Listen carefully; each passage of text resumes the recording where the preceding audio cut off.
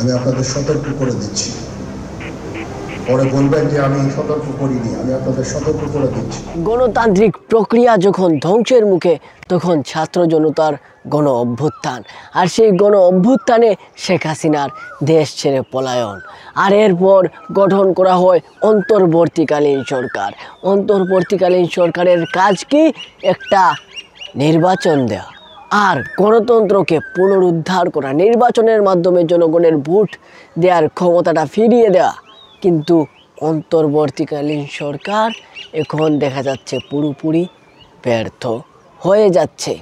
সেনা শাসনের দিকে এগুচ্ছে বাংলাদেশ, কারণ অন্তর্বর্তীকালীন সরকার যদি ব্যর্থ হয়, অবশ্যই অবশ্যই অবশ্যই সেনাবাহিনী ক্ষমতা দখল করবে। তো বন্ধুরা, বাংলাদেশের রাজনীতির পরিস্থিতি কোন দিকে যাচ্ছে, দেশের অবস্থা কি, পুরোপুরি আলোচনা হবে আজকের ভিডিওতে। তো বন্ধুরা, চলেন আজকের ভিডিওটা শুরু করা যাক।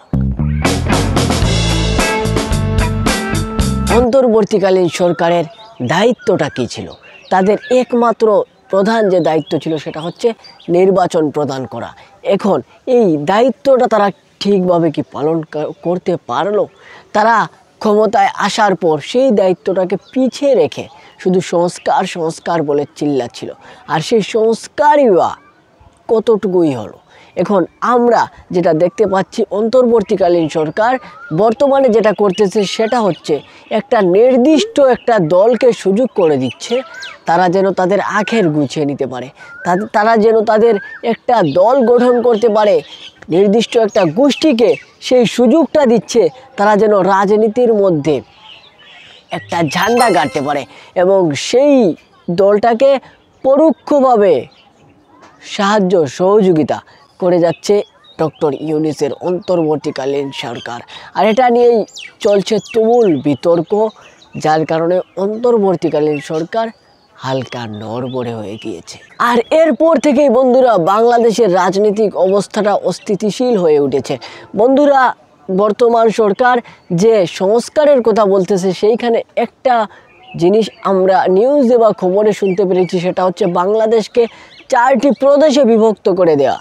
আর সেই বিভক্ত করে দেওয়ার বিষয়টাও বন্ধুরা বাংলাদেশের সিলেটের জনগণ মেনে নিচ্ছে না, কারণ সিলেটের নাম নেই সেই 4টি প্রদেশে। ওনারা বলছেন ঢাকা, রাজশাহী, ঢাকা, রাজশাহী, খুলনা, চট্টগ্রাম, এই 4টি প্রদেশে বিভক্ত হয়ে যাবে বাংলাদেশ।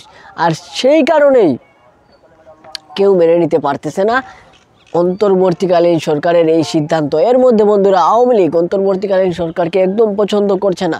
এখন বিএনপি অন্তর্বর্তীকালীন সরকারকে তেমন পছন্দ করতেছে না, কারণ ওনারা সাপোর্ট দিচ্ছেন ছাত্র জনতার নতুন যে দল গড়ে উঠতেছে ওইটাকে। ওনারা বিএনপি নয়, সেটা সরকার, বর্তমান সরকার সাপোর্ট দিচ্ছে, যার কারণে বিএনপিও তাদের সাথে তেমন ভালো একটা সম্পর্ক গড়ে উঠে নাই।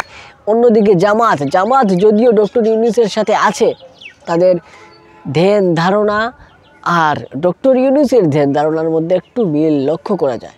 সেনাপ্রধান ডক্টর ওয়াকারুজ্জামান, উনি একটা বার্তা বিজ্ঞপ্তি দিয়েছেন। উনি একটা কয়েকদিন আগের মধ্যে একটা সংবাদ সম্মেলনে বলেছেন 7 মাস অনেক হয়েছে, আর কত। আপনারা যদি আপনাদের দলীয় দ্বন্দ্বগুলা মেটাতে না পারেন, নিজেদের মধ্যে ভেজালগুলা সমাধান না করতে পারেন, তাহলে আমি হুঁশিয়ার করে রাখলাম, আমাকে হস্তক্ষেপ করতেই হবে।